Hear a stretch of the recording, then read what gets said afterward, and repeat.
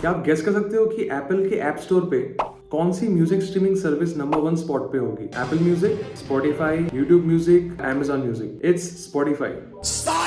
ये कहानी है 1999 की, जब शॉन पार्कर ने द नैपस्टर लॉन्च किया था। शॉन पार्कर को आपने द सोशल नेटवर्क मूवी में देखा होगा, जो फेसबुक के ऊपर बनी है। Napster used to allow people to download music for free.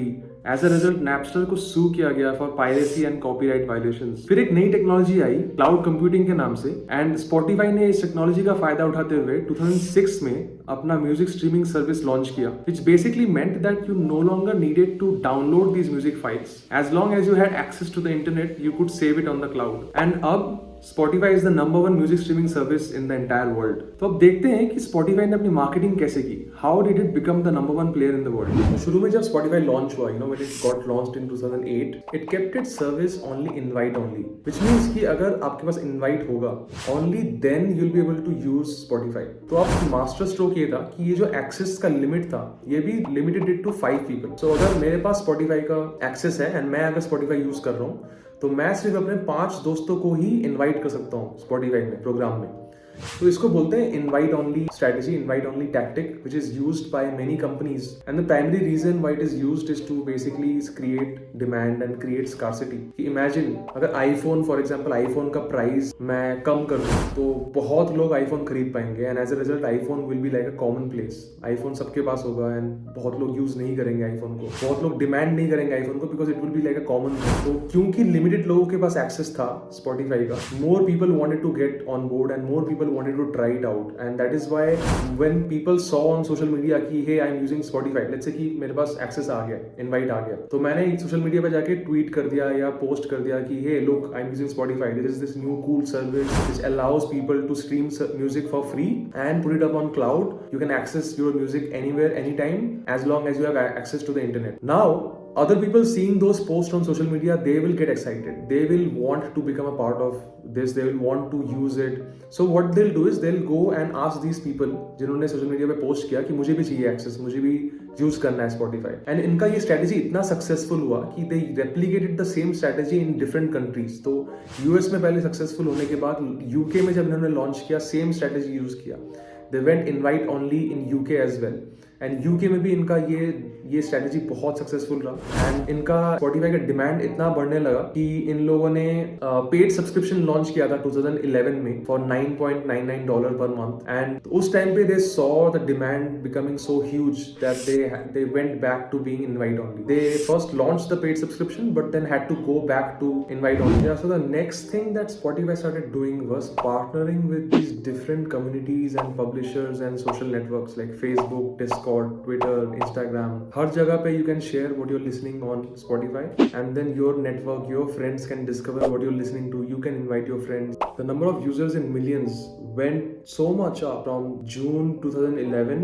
The only reason why it jumped is because it started partnering with different social media networks. Like Facebook is one of the biggest ones. And सबसे interesting बात ये है कि Facebook के साथ इनका सबसे strongest partnership है. The reason is that Sean Parker, जो Facebook में early investor थे, जिन्होंने Napster भी बनाया था, that guy invested in Spotify also. Obviously the investor wants to make money, so they want to help both the companies out. पैसा ही पैसा होगा. So Facebook and Spotify partnerships are one of the biggest partnerships out there. In fact ये same integration उन्होंने सिर्फ Facebook के साथ नहीं किया है, they have also done this same integration with many different social networks. So for example Tinder पे, Bumble पे.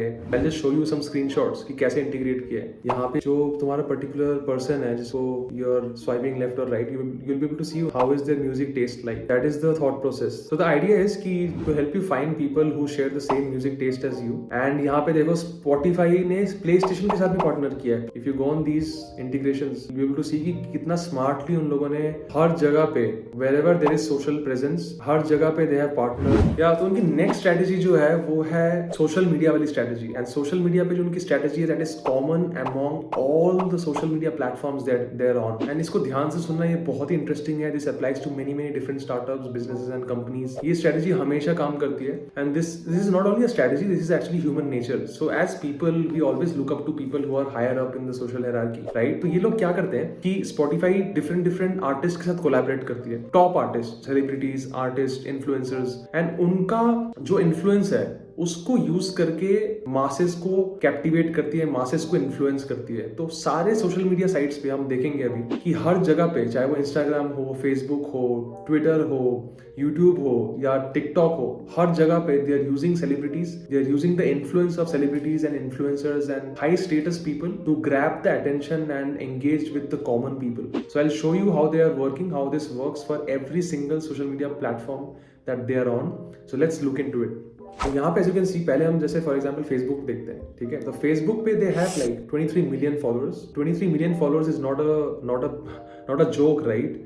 So 23 मिलियन फॉलोअर्स पे कैसे, how did they reach to 23 million followers, right?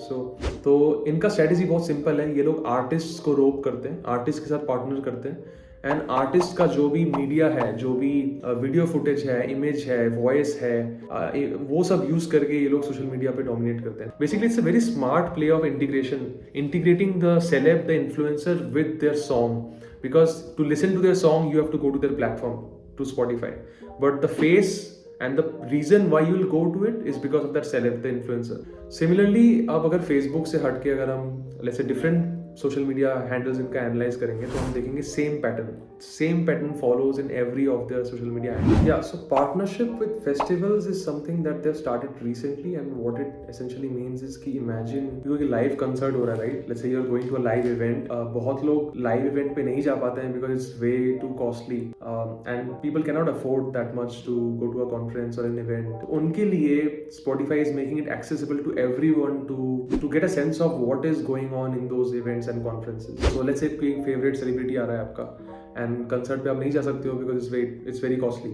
तो स्पॉटिफाई लाइव पे जाके यू कैन लिसन कि क्या चल रहा है उस इवेंट में, उस कॉन्फ्रेंस में। This is something that they have launched recently. तो यहाँ पे that's how they are also inviting people to Spotify live to the platform. This is also a great strategy to bring in people, and इससे क्या होगा, Spotify live will also become like the go to platform for live events and live conferences. ये लोग एक नया चीज launch करें, Spotify originals. This is also a great strategy wherein you are pitching exclusivity to your audience कि जो particular artist है, जो particular podcast है, that will be exclusively on Spotify's platform। कि अगर आपको सोनू सूद का ये स्टोरी सुनना है या ये पॉडकास्ट देखना है, सुनना है, ये वीडियो देखना है, तो आपको Spotify पे ही आना पड़ेगा because it is not available on any other platform। So that is exclusivity। Spotify Wrapped जो इनका biggest campaign होता है, हर साल होता है, and is hugely popular, and सब लोग जो है अपना शेयर करते हैं कि उन्होंने साल में उनका Wrapped कैसा है, like what songs they listen to, how much they listen to it, what are their favorite artists and all of that. Now coming to one more thing like offline marketing। तो offline वो लोग कैसे करते हैं? offline में उनके ads जो होते हैं ना काफी इंटरेस्टिंग, रिलेटेबल होता है। तो ये ना डेटा ड्रिवन मार्केटिंग करते हैं। सो डेटा ड्रिवन में क्या है कि बेसिकली जो लोग Spotify यूज करते हैं, if you using Spotify, they know how much time you have spent on it, they know the kind of music you listen to, they know exactly आप कौन सा जॉनर सुनते हो, कितना टाइम सुनते हो एंड कब सुनते हो, कौन सा पर्टिकुलर म्यूजिक ज्यादा सुनते हो। तो वो सब डेटा यूज करके ये लोग कैंपेन्स डिजाइन करते हैं। They know that someone on Valentine's day listen to forever alone. उसके अलावा इन्होंने कैंपेन लॉन्च कर दिया, बिलबोर्ड पे यहाँ पे लिख दिया, dear person in LA who listen to the Forever Alone playlist for 4 hours on Valentine's Day, you okay? This is funny, right? This is funny, this is relatable. And they're using their data, they're leveraging the data to connect with their people, to connect with audience. Spotify कैसे पैसा कमाती है? Like how do you think that they make money, and why do you think that ये large celebrities हैं ये इनके platform पे आके अपना म्यूजिक रिलीज करती है? Because Spotify तो अपना कमीशन चार्ज करता है। तो लेट्स से कि एक मैं आर्टिकल पढ़ रहा था कि उन्होंने लिखा था कि लेडी गागा का जो एक म्यूजिक था, people listen to it for 1 million times, but Lady Gaga got paid only $137, which is a sham, right? Which is crazy because इतना लोग सुन रहे हैं, तुम जो आर्टिस्ट है उसको कम पैसा दे रहे हो। तो आर्टिस्ट का कैसे फायदा हो रहा है? आर्टिस्ट इनफैक्ट क्यों राजी हो रहा है Spotify के साथ कोलैबोरेट करने के लिए? द रीजन इज कि Spotify ने they have built a huge distribution channel. तो वो लोग क्या करते हैं, ये लोग आर्टिस्ट को जाके बोलते हैं कि देख भाई, तुझे अपना म्यूजिक लॉन्च करना है, you want to reach to more consumers and we have that distribution, we have people. So when you launch on our platform, when you launch on Spotify, we will give you audience, we will give you people, you will become famous. That's the pitch basically. So this is the overall strategy.